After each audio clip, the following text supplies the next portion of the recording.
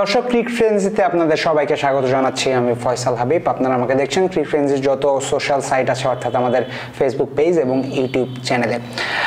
বাংলাদেশ দলের recently international match তেমন কোনো নাই, বরং ঢাকা প্রিমিয়ার লিগ চলতেছে। বাট দেশের ক্রিকেটে একটা গুরুত্বপূর্ণ ঘটনা ঘটে গেছে সোমবার। সেটা হলো যে 2025 সালে বাংলাদেশ জাতীয় দলের ক্রিকেটাররা কত টাকা বেতন পাবেন, ঠিক কতজন ক্রিকেটার বেতন পাবেন, এই লিস্ট কিন্তু বিসিবি দিয়ে দিয়েছে। অর্থাৎ বিসিবির যেটা কেন্দ্রীয় চুক্তি সেটা প্রকাশ করা হয়েছে সোমবার। এবারে কেন্দ্রীয় চুক্তিতে 22 জন ক্রিকেটার জায়গা পেয়েছেন এবং সর্বনিম্ন 2 লক্ষ টাকা থেকে সর্বোচ্চ 10 লক্ষ টাকা বেতন কিন্তু পাবেন ক্রিকেটাররা। কিন্তু এই যে চুক্তি ঘোষণা করা হলো, ক্রিকেটারদের বেতন বাড়িয়ে যে একটা লিস্ট দেয়া হলো, এই ক্রিকেটারদের বেতন কি আসলেই বেড়েছে, বাড়লে কতটুকু বেড়েছে, অথবা এই যে এই কেন্দ্রীয় চুক্তি ঘোষণা করা হলো এটা ইন্টারন্যাশনালি মানে কতটা রিলেভেন্ট, ইন্টারন্যাশনাল ক্রিকেটারদের তুলনায় বাংলাদেশের ক্রিকেটাররা বেতন বেশি পায় নাকি কম পায়। এবং আরো একটা মজার বিষয় সেটা হলো যে গত 2-3 বছর আমরা দেখেছি এই সেন্ট্রাল কন্ট্রাক্ট করা হতো একটু অন্য নিয়মে, ফরম্যাট ভেদে। 3 ফরম্যাটের জন্য 5 জন ক্রিকেটার চুক্তিবদ্ধ, 1 ফরম্যাটের জন্য 3 জন ক্রিকেটার চুক্তিবদ্ধ, এরকম ফরম্যাট ভেদে কেন্দ্রীয় চুক্তি দেওয়া হতো। এবার কিন্তু কোনো ফরম্যাট ভেদে কেন্দ্রীয় চুক্তি দেওয়া হয়নি, বরং ক্যাটাগরি দেওয়া হয়েছে A+, B, C এবং D, এই 5টা ক্যাটাগরি দেওয়া হয়েছে। তো এই ফরম্যাট ভেদে সেন্ট্রাল কন্ট্রাক্ট বেশি রিলেভেন্ট ছিল, ওটা ক্রিকেটের জন্য বেশি ভালো ছিল, নাকি এখনকার যেটা ক্যাটাগরি ভেদে দেওয়া হয়েছে এটা বেশি ভালো হয়েছে, কোনটায় ক্রিকেটারদের বেশি লাভ হবে, এসব নিয়ে একটু কম বেশি আলোচনা করার চেষ্টা করব। প্রথমে যদি 2024 সালের কেন্দ্রীয় চুক্তিতে ফিরে যায়, 2024 সালে কেন্দ্রীয় চুক্তি করা হয়েছিল ফরম্যাট ভেদে এবং 3 ফরম্যাট 2 ফরম্যাট এভাবে প্লেয়ারদের সাজানো হয়েছিল। 2024 সালের কেন্দ্রীয় চুক্তিতে মোট 5 জন ক্রিকেটার কিন্তু ছিলেন 3 ফরম্যাটের চুক্তিতে। সেই 5 জন ছিলেন সাকিব আল হাসান, লিটন দাস, মেহেদী হাসান মিরাজ, নাজমুল হোসেন শান্ত এবং শরীফুল ইসলাম। এই 5 জন ক্রিকেটারকে বিসিবি যেটা করেছিল সেটা হলো ওডিআই, টি20 টেস্ট 3 ফরম্যাটে এরা খেলবে, 3 ফরম্যাটে এরা নিয়মিত, এই চিন্তায় কিন্তু বিসিবি এই ফরম্যাট ভেদেটা করেছিল। এই 5 জন সবচেয়ে বেশি বেতন পেতেন কিন্তু বলা যেতে পারে। এবং 2024 সালের লিস্ট অনুযায়ী সবচেয়ে বেশি 9,10,000 টাকা বেতন পেতেন নাজমুল হোসেন শান্ত, কারণ তিনি 3 ফরম্যাটের ক্রিকেটেই চুক্তিবদ্ধ ছিলেন। সাকিব আল হাসান বেতন পেতেন 7,90,000 টাকা, মুশফিকুর রহিম বেতন পেতেন 6,50,000 টাকা, লিটন দাস বেতন পেতেন 6,05,000 টাকা, মেহেদী হাসান মিরাজ বেতন পেতেন 5,50,000 টাকা, শরীফুল ইসলাম উনি বেতন পেতেন 5,50,000 টাকা। এখন যে কোনো ব্র্যান্ডের পুরাতন এসি বদলে নতুন ওয়ালটন এসিতে উপভোগ করুন 25% ছাড়। এবং এখানে আরো কিছু হিসাব ছিল। ধরে নেন আপনি 3 ফরম্যাটেই চুক্তিবদ্ধ, আপনি টেস্টও খেলবেন, ওডিআইও খেলবেন, টি20ও খেলবেন। এক্ষেত্রে 3 ফরম্যাটেরই যে সমান সমান টাকা পাবেন তেমনটা কিন্তু নয়। আপনি টেস্ট ফরম্যাটে 100% টাকাটা আপনি পাবেন। টেস্টের 100% A+ ক্যাটাগরির টেস্টের 100% ছিল 4 লাখ টাকা। ওডিআই থেকে আপনি পেতেন 50%, সেই 50% ছিল 2 লাখ টাকা। টি20তে 1,40,000, 40% পেতেন ক্যাপ্টেন নাজমুল হোসেন শান্ত, সেখান থেকে তিনি পেতেন 1,40,000 টাকা। সব মিলিয়ে তার 9,10,000 টাকা বেতন হতো। সেই হিসাবে যদি আপনি দেখেন, এবার 2025 সালে যেহেতু এই আলাদা আলাদা হিসাবটা নাই, ফরম্যাট ভেদে কোনো হিসাব নাই, 22 জন ক্রিকেটার চুক্তিবদ্ধ, এই 22 জনের যে কেউ যে কোনো ফরম্যাটে খেলতে পারে, যে কেউ যে কোনো ফরম্যাটে বিসিবি ডাকলে আসবে, সেটা এনিওয়ে আসবে, কিন্তু এরা এখন চুক্তিবদ্ধ যে বিসিবি ডাকলে আপনার আসতেই হবে। এবং এটার ফলে বেতনে আলাদা আলাদা ফরম্যাট ভেদে বেতন পার্থক্য হয়নি, যার ফলে যেটা হয়েছে, তাসকিন আহমেদ তিনি কিন্তু গতবারের 24 সালে শুধুমাত্র ওডিআই এবং টি20 ফরম্যাটে ছিলেন, তার বেতন ছিল 5 লাখের কিছু উপর। এবার তার বেতনটা বেড়ে 10 লাখ টাকা হয়ে গেছে। On the other hand Najmul Hossain Shanto, যিনি 9,10,000 টাকা বেতন পেতেন 2024 সালে, তিনি এই 2025 সালে কিন্তু 8 লক্ষ টাকা করেই বেতন পাবেন। মেহেদী হাসান মিরাজ 5.5 লক্ষ থেকে বেড়ে তার বেতন 8 লক্ষ হচ্ছে। লিটন দাসের বেতনটাও কিন্তু 6 লক্ষর একটু বেশি ছিল, সেখান থেকে লিটন দাস 6,05,000 টাকা বেতন পেতেন, এবার তিনি 8 লক্ষ টাকা বেতন পাবেন পুরো 2025 সাল জুড়েই। কিন্তু এখানে কিছু ব্যাপার আছে যেটা একটু প্রবলেমেটিক মনে হতে পারে। যেমন ধরুন মুমিনুল হক, উনি গতবার শুধুমাত্র 1 ফরম্যাটের জন্য চুক্তিবদ্ধ ছিলেন। 2024 সালে 1 ফরম্যাটের জন্য চুক্তিবদ্ধ মুমিনুল হক পেতেন 4,50,000 টাকা। এবারও কিন্তু মুমিনুল হক ঘুরে ফিরে টেস্ট ক্রিকেটই খেলবেন, ওডিআই বা টি20তে মুমিনুল হকের খেলার সম্ভাবনা কম, কিন্তু এরপরও তার বেতনটা বেড়ে 6.5 4.5 লক্ষ থেকে বেড়ে এবার 6 লক্ষ টাকা কিন্তু মুমিনুলের বেতনটা হয়ে গেছে। একই রকম ভাবে মুশফিকুর রহিম তিনি এই 2025 সালে বেতন পাবেন 6 লক্ষ টাকা, অর্থাৎ শুধুমাত্র একটা ফরম্যাট মুশফিক খেলবেন, টি20 এবং ওয়ানডে থেকে তিনি অবসর নিয়েছেন, শুধু টেস্ট খেলবেন, তার বেতন হবে 6 লক্ষ টাকা। কিন্তু সি ক্যাটাগরিতে থাকা জাকের আলী অনিক, যিনি 3 ফরম্যাটেই খেলবেন বলে ধারণা করা যাচ্ছে, যিনি ওডিআই টেস্ট টি20 তিনটায় খেলবেন, তার কিন্তু বেতন এই 2025 সালে হবে 4 লক্ষ টাকা। শরীফুল ইসলামও সেম, শরীফুল ইসলামকে 3 ফরম্যাটের যে কোনো ফরম্যাটে ডাকা হতে পারে, 3 ফরম্যাটেই যদি শরীফুল খেলেন তিনি কিন্তু বেতন পাবেন 4 লক্ষ টাকা। একইভাবে তানজিম হাসান সাকিব, উনাকে যদি 3 ফরম্যাট খেলানো হয়, সৌম্য সরকারের কথা যদি ধরা হয়, সৌম্য সরকারকে যদি 3 ফরম্যাটে খেলানো হয়, এরপরও সৌম্য সরকার কিন্তু 4 লক্ষ টাকায় পাবেন। সো এখানে যেটা হয়েছে, দেখা গেল যে মুশফিকুর রহিম উনি মাত্র 1 ফরম্যাট খেলে 6 লক্ষ টাকা পাবেন, বা মুমিনুল হক ওনার 1 ফরম্যাটের বেশি খেলার কথা না, 1 ফরম্যাটে খেলে উনি 6 লক্ষ টাকা পাবেন, কিন্তু একই সাথে 3 ফরম্যাটেই হয়তোবা খেলতে হবে জাকের আলী অনেককে, কিন্তু উনি মাত্র 4 লক্ষ টাকার বেশি পাবেন না। সো এই যে আগের যে ফরম্যাট ভেদে ছিল, ফরম্যাট ভেদে ক্যাটাগরি করা হতো, ওই ফরম্যাট ভেদে ক্যাটাগরি করলে এবারও যদি ফরম্যাট ভেদে ক্যাটাগরি করা হতো, তাহলে জাকের আলী অনেকের পারিশ্রমিকটা হয়তোবা বাড়তো। তাই 2024 সালের থেকে 2025 সালের ক্রিকেটারদের বেতন সামান্য বাড়ানো হয়েছে, এটা ঠিক, কিন্তু সবারই যে বেতন বেড়েছে বা সবার প্রতি যে সুবিচার হয়েছে, সব ক্রিকেটারের যে লাভটা হয়েছে, এটা কিন্তু বলা মুশকিল, বলা যায়। তবুও আসলে একটা কনক্লুশনে, উপসংহারে আসা সম্ভব নয় এই মুহূর্তে যে ফরম্যাট ভেদের ওই ক্যাটাগরি বেসটা বেশি ভালো ছিল নাকি just A B C D এই ক্যাটাগরি বেসটা বেশি ভালো। অর্থের দিক দিয়ে এটার এখনই কোনো কনক্লুশনে আসা সম্ভব নয়। তবে ফরম্যাট ভেদে যখন ক্যাটাগরি করা হতো, তখন ক্রিকেটারদের মধ্যে কিন্তু খানিকটা স্বাধীনতা ছিল, নিজেদের নিয়ে কাজ করার সময় তারা পেত, এবং তাদের মধ্যে এই যে ইন্সপিরেশনটাও বেশি বাড়তো বলে আমার মনে হয়। আপনাদের একটা উদাহরণ দিই, যেমন ধরুন 2024 সালের যে কেন্দ্রীয় চুক্তি ছিল, 2024 সালের কেন্দ্রীয় চুক্তিতে ধরুন শেখ মেহেদী, উনি শুধুমাত্র টি20 ফরম্যাটের জন্য ছিলেন, উনি মাসিক বেতন 1 লক্ষ টাকা করে পেতেন। এখন আপনি ধরুন আপনি শেখ মেহেদী হাসান, আপনি জানেন আপনার মাসিক বেতন 1 লাখ টাকা, আপনাকে শুধুমাত্র টি20 ফরম্যাটের জন্য চুক্তিবদ্ধ করা হয়েছে।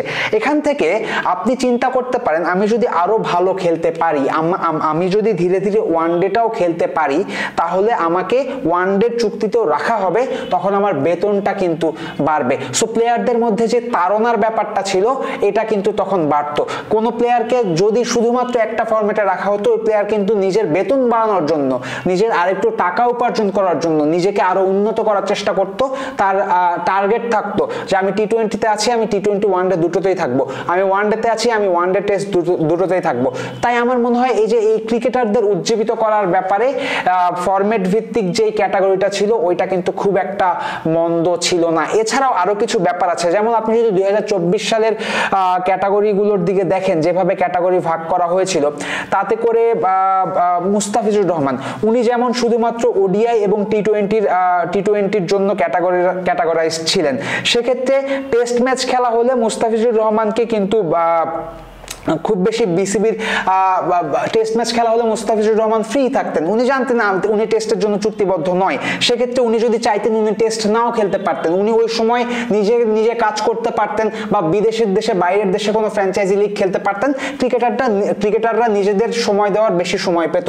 কিন্তু এবারের যে চুক্তি, এবারে যেহেতু টেস্ট, ওডিআই, টি20 কোনো আলাদা ক্যাটাগরাইজড নাই, তাই এই 22 জন ক্রিকেটার সবাই চুক্তিবদ্ধ। কোনো ক্রিকেটার যদি টেস্টে নিয়মিত নাও হন, সে এরপরও যদি বিসিবি ওই ক্রিকেটারকে ডাকে যে তোমাকে টেস্ট খেলতে হবে, ওই ক্রিকেটার আসতে বাধ্য। তাই ক্রিকেটারদের স্বাধীনতা খানিক খর্ব হয়েছে, এ কথাও কিন্তু বলা যেতে পারে। বেতন হয়তোবা বেড়েছে, মোস্ট অফ দা ক্রিকেটারের 50,000, 1 লাখ, 1.5 লাখ বা 2 লাখ টাকা করে বেতন হয়তোবা বেড়েছে, কিন্তু তাদের স্বাধীনতাটা খর্ব হয়েছে বলে আমি মনে করি। এবং একই সাথে ফরম্যাট ভেদে যদি সেন্ট্রাল কন্ট্রাক্ট দেওয়া হতো, তাহলে ক্রিকেটারদের আরো ভালো করার তাড়না বা প্রেরণা বেশি থাকতো বলে আমার মনে হয়। যেটা বলছিলাম যে ক্রিকেটারদের সর্বোচ্চ 10 লাখ থেকে সর্বনিম্ন 2 লাখ টাকা করে বেতন দেওয়া হয়েছে, বাট এটা শুনতে অনেক বেশি মনে হলেও আদতে ইন্টারন্যাশনাল ক্রিকেটের তুলনায় কিন্তু এই বেতন একেবারে কিছুই নয়। কারণ আপনি যদি ইন্ডিয়ার দিকে তাকান তাহলে ইন্ডিয়ায় A+ ক্যাটাগরির একজন ক্রিকেটার বাৎসরিক 7 কোটি রুপি করে বেতন পান, আর একেবারে C ক্যাটাগরির একজন ক্রিকেটার বাৎসরিক 1 কোটি রুপি করে পান। বাংলাদেশে সেখানে এবার নতুন চুক্তিতেই সর্বোচ্চ ক্যাটাগরির ক্রিকেটার কিন্তু মাত্র 1 কোটি 20 লাখ টাকা পাবেন।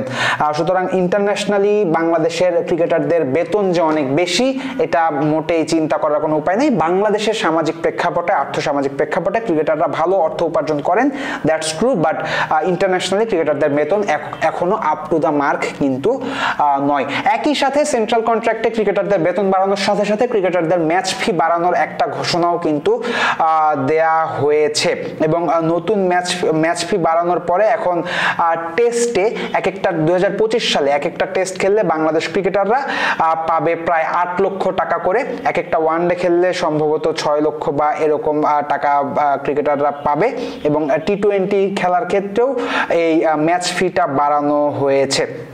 আমি যদি আপনাদের একেবারে এক্সাক্ট সংখ্যাটা বলি তাহলে যেটা বলতে হয় সেটা হলো যে টেস্ট খেললে বাংলাদেশ ক্রিকেটাররা এখন পাবেন 8 লক্ষ টাকা, আর আগে যেটা ছিল 6 লক্ষ সেটা এখন হয়েছে 8 লক্ষ। আগে এক একটা ওয়ানডে খেললে বাংলাদেশ ক্রিকেটাররা পেত 3 লক্ষ টাকা, এখন তারা পাবে 4 লক্ষ টাকা করে, এবং আগে এক একটা T20 খেললে প্লেয়াররা পেত 2 লক্ষ টাকা, এখন এক একটা T20তে মাঠে নামলে প্লেয়াররা 2.5 লক্ষ টাকা করে পাবে। ক্রিকেটারদের ম্যাচ ফি বাড়ানোর এই ব্যাপারটাও বেশ প্রশংসনীয় বিসিবির কাছে, কারণ এখন আপনি যদি দেখেন প্রত্যেকটা দেশের প্রত্যেকটা প্লেয়ারের কাছেই বাইরের বিভিন্ন লিগ খেলার জন্য অনেক লোভনীয় অফার থাকে। আপনি যে 5 দিন সময় নিয়ে একটা টেস্ট ম্যাচ খেলবেন, সেই 5 দিন যদি আপনি বিদেশের কোনো লিগে খেলেন তাহলে ওই টেস্ট ম্যাচের তুলনায় অনেক বেশি টাকা ইনকাম করতে পারেন। তাই ইন্টারন্যাশনালি বা মার্কেটের সাথে তাল মিলিয়ে ম্যাচ ফিটা সময় সময় বাড়ানোর চলটা বেশ ভালো, এবং 8 লক্ষ টাকা এখন ম্যাচ ফি পাবে টেস্ট একজন ক্রিকেটার টেস্ট খেললে, which is a good sign as well. কিন্তু এই জায়গায় একটা মানে একটু ভিন্নতা আনতে পারতো আমার মনে হয় বিসিবি, বিশেষ করে আমি যখন এই ঘাটাঘাটি করছিলাম ম্যাচ ফি নিয়ে বা স্যালারি নিয়ে, তখন একটা ইন্টারেস্টিং ব্যাপার খেয়াল করেছি যেটা শ্রীলঙ্কার ক্রিকেটে চালু আছে। শ্রীলঙ্কার ক্রিকেটে কিন্তু এক একটা টেস্ট ম্যাচ খেললেই প্রায় 1000 বা বেশ ভালো অ্যামাউন্ট, সম্ভবত 10 লাখ টাকা বা এরকম কোনো একটা টাকা দেয়া হয়। এক একটা টেস্ট ম্যাচ যদি আপনি খেলেন তাহলে ম্যাচ ফি হিসেবে 10 লক্ষ টাকা করে দেয়া হয়, কিন্তু এটা ভ্যারি করে। আপনি যদি টেস্ট জেতেন তাহলে আপনি 10 লক্ষ টাকা পাবেন ম্যাচ ফি, কিন্তু আপনি যদি টেস্টটা ড্র করেন সেক্ষেত্রে আপনি হয়তোবা ম্যাচ ফি পাবেন 8 লক্ষ টাকা। আপনি যদি টেস্টটা হেরে যান সেক্ষেত্রে হয়তো আপনি ম্যাচ ফি পাবেন 6 লক্ষ টাকা। বাংলাদেশ ক্রিকেটেও কিন্তু এই দিকটা চালু করা যেতে পারে, ক্রিকেটারদের আরো বেশি করে টেস্ট ম্যাচে উজ্জীবিত করতে। টেস্ট ম্যাচের ম্যাচ ফি বাড়ানো হয়েছে, which is a very good thing, কিন্তু ক্রিকেটাররা ড্র করলে ম্যাচ ফি সামান্য কম দেওয়া যেতে পারে, ক্রিকেটাররা হারলে সেখানে শাস্তি স্বরূপ কিছু কমের বিধান রাখা যেতে পারে। যেহেতু ম্যাচ ফির ব্যাপারটা প্রত্যেকটা বোর্ডের নিজের হাতে, তাই বোর্ড এখানে ঠিক করতে পারে তারা ঠিক কত টাকা ম্যাচ ফি দেবে বা কত টাকা কি উপায়ে তারা ম্যাচ ফি দেবে। তাই এই যে আমরা সবসময় ফলাফলের সাথে ক্রিকেটারদের বেতনের যে একটা কানেকশন বা যোগসূত্র আবিষ্কার করার চেষ্টা করি, এই বিষয়টা কিন্তু এখানে ইমপ্লিমেন্ট করা যেত। ম্যাচ জিতলে একটু বেশি টাকা আপনি পাবেন, ম্যাচ হারলে আপনার কিছু টাকা কাটা হবে, এই ব্যাপারটা বেশ স্বাভাবিক বটে। এই ছিল সেন্ট্রাল কন্ট্রাক্টের মূল বক্তব্য। গতবার ছিল ফরম্যাট ভেদে, কিছু কিছু প্লেয়ার ছিলেন T20 ফরম্যাটে, কিছু কিছু প্লেয়ার ছিলেন শুধু ওয়ানডে ফরম্যাটে, 4 জন প্লেয়ার ছিলেন শুধু T20 ফরম্যাটে, 4 জন প্লেয়ার ছিলেন ওয়ানডে এবং T20 ফরম্যাটে, 6 জন প্লেয়ার ছিলেন শুধু টেস্টে, 5 জন প্লেয়ার ছিলেন 3 ফরম্যাটেই, এবং 1 জন প্লেয়ার ছিলেন টেস্ট এবং ওয়ানডেতে। এবার অত কিছু হিসাবে না গিয়ে বাংলাদেশ ক্রিকেট বোর্ড 5টা ক্যাটাগরি ভাগ করেছে, A+, A, B, C এবং D। এই 5 ক্যাটাগরিতে 21 জন ক্রিকেটার 2025 সালে সর্বনিম্ন 2 লক্ষ থেকে সর্বোচ্চ 10 লক্ষ টাকা পর্যন্ত বেতন পাবেন বিসিবির কাছ থেকে। এরই সাথে আরো 100 জন ক্রিকেটারের সাথে বিসিবির একটা চুক্তি থাকে, তারা মাসিক প্রায় 60,000 টাকা করে একটা বেতন পান, যারা ইন্টারন্যাশনাল ক্রিকেট খেলেন না কিন্তু ঘরোয়া ক্রিকেটে দীর্ঘদিন ধরে খেলছেন। এই ধরনের ক্রিকেটারদের সাথে সাথে বিসিবি এই চুক্তিটা করে এবং মাসিক একটা বেতন দেয়। কিন্তু এই 60,000 বা 1 লক্ষ টাকাও এই ক্রিকেটারদের জন্য খুবই অপ্রতুল। বাংলাদেশের ঘরোয়া ক্রিকেটে যে জাতীয় লিগ হয়, এনসিএল, বিসিএল হয়, সেখানেও খুব যে বেশি ম্যাচ ফি দেওয়া হয় তেমনটা নয়, এবং এই যে টাকার কম দেওয়া হয় ক্রিকেটারদের, এ কারণে অনেক ক্রিকেটার কিন্তু ঝরে পড়েন। অনেক ক্রিকেটার ক্রিকেট বলের ক্রিকেট খেলা ছেড়ে টেপ টেনিসের খ্যাপ খেলার দিকে মনোযোগী হন। তাই ক্রিকেট এবং ক্রিকেটারদের বাঁচাতে আমার মনে হয় বিসিবি তাদের এই অর্থের কাঠামোটা নিয়ে আরো কাজ করতে পারে, স্যালারিটা নিয়ে আরো কাজ করতে পারে। ক্রিকেটারদের যদি আপনি সবচেয়ে বেশি টাকা দেন তাহলে আপনার ক্রিকেট উন্নত হবে। ক্রিকেটাররা টাকা উপার্জনের জন্য নিজের তাগিদে নিজেদের খেলার স্কিল বাড়াবে বলেই আমি বিশ্বাস করি। তাই যত দ্রুত সম্ভব ঘরোয়া ক্রিকেটে, ইন্টারন্যাশনাল ক্রিকেটে ক্রিকেটারদের টাকার প্রবাহটা যদি বিসিবি বাড়াতে পারে একটা সঠিক নিয়ম কানুনের ভেতরে থেকে, তাহলে আমার মনে হয় দেশের ক্রিকেট উন্নয়নের একটা পথ খুলে যেতে পারে। দর্শক, আশা করছি আপনাদের ভালো লেগেছে ক্রিকেট এবং বেতন নিয়ে এই আলাপ আলোচনা, কারণ আমি জানি টাকা সবসময় মানুষকে আগ্রহী করে। টাকার গল্প শুনতে সবার ভালো লাগে, টাকার হিসাব নিকাশ সবারই নিতে ভালো লাগে। অতি শীঘ্রই আপনাদের সাথে আবার দেখা হবে। সবাই ভালো থাকবেন, সুস্থ থাকবেন। ক্রিকেট রিলেটেড সবশেষ খবর জানতে ক্রিক ফ্রেন্ডসের সাথে থাকবেন।